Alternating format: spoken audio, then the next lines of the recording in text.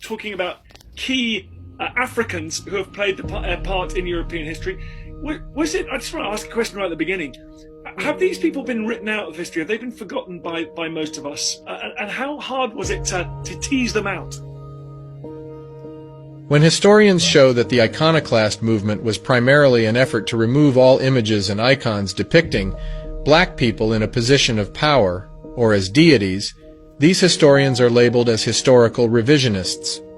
And yet it is not just a few images that show that there was a substantial black nobility in Europe before 1453, but in fact, despite centuries of sustained effort to suppress and erase this African presence, there still remains a large body of evidence that still shows this.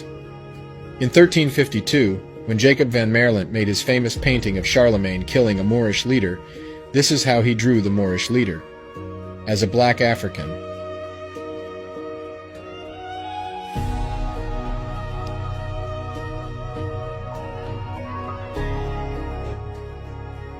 The pillars of history sing the wisdom that will build our tomorrow. Historical revisionists, in fact, are those who have closed their eyes to the abundance of evidence showing that black people, in a second wave of civilizing influence, revived Europe and gave it the foundation for its renaissance. After having invented agriculture in 9500 BC, and after having spawned the two most influential civilizations in ancient times, Kemet, better known as ancient Egypt and Sumer, it is black Africans that injected into Europe and the Levant writing, science, religion, and culture. These were inherited by the Roman Empire, which then collapsed in the 5th century AD. And so began the long collapse of European society until the return of the Africans in the 8th century, when the blacks, this time, as the Moors re-injected into Europe, what ultimately became the spark of modernization.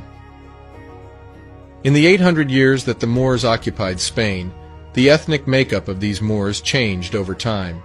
It is the early wave of these Moors that were the most influential, and it happens to be the same early waves that were in great majority black African. And they came in such numbers and with such knowledge that they gained significant positions of power in pre-Renaissance European history. And it is this group of black Africans that joined with the remnants of the first civilizing wave of Africans, a few of them still present in Europe. These two groups joined to form a new elite class throughout Europe. And you will see evidence of their presence through multiple artifacts and historical records today. When we show that Renaissance Europe was in great majority sparked by Africans, it does not mean that Europeans or Asiatics are not capable of civilization building. What we are showing, however, is that Europe of the Dark Ages benefited from the technology, science, philosophy, medicine, and architecture that were reintroduced by a majority black Africans elite in the early periods of the Moors, which transformed over the centuries into a nobility class with evidence littered all over medieval texts.